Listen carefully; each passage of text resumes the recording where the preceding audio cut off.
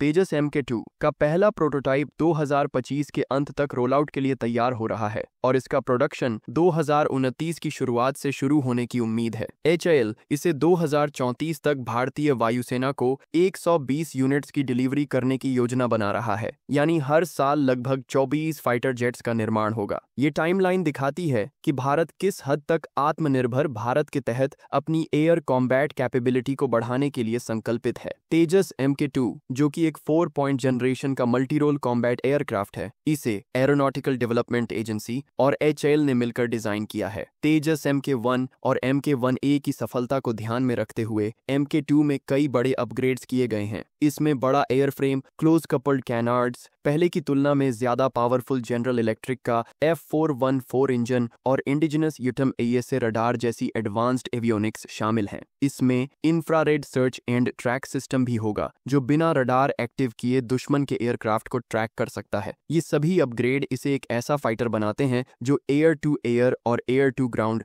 दोनों तरह के मिशन को आसानी से अंजाम दे सकेगा। तेजस MK2 की खास बात है इसका लो रेडार क्रॉस सेक्शन जो MK1 के मुकाबले 1/4 बताया गया है। इसका मतलब है कि दुश्मन के रडार पर इसे पकड़ना और मुश्किल होगा। HAL ने इसके डिजाइन को इतना मॉड्यूलर रखा है कि इसे हर साल 25 यूनिट्स तक प्रोड्यूस किया जा सकता है। शुरुआत में इसमें 82% तक स्वदेशी कंटेंट होगा, जो इंडिजिनस इंजन प्रोडक्शन शुरू होने के बाद 90% के पार चला जाएगा। इस समय पहला प्रोटोटाइप HAL के बेंगलुरु फैसिलिटी में बन रहा है, जिसमें सेंटर फ्यूजलेज, विंग्स और इंजन इंटीग्रेशन जैसे बड़े काम 60% से ज्यादा पूरे हो चुके हैं। नवंबर-दिसंबर 2025 में इसका रोल आउट प्लान है। उसके बाद दिसंबर से मार्च 2026 तक ग्राउंड टेस्टिंग की जाएगी, जिसमें लो और हाई स्पीड टैक्सी ट्रायल्स शामिल होंगे। फ्लाइट टेस्टिंग की शुरुआत 2026 की पहली तिमाही में हो सकती है। ये थोड़ा डिले जरूर हुआ है, लेकिन इसकी वजह है एडवांस्ड एवियोनिक्स और इलेक्ट्रॉनिक वॉरफेयर सिस्टम्स का जटिल इंटीग्रेशन। 2027 से 28 तक 4 प्री प्रोडक्शन प्रोटोटाइप तैयार किए जाएंगे ताकि टेस्टिंग स्पीड में तेजी लाई जा सके।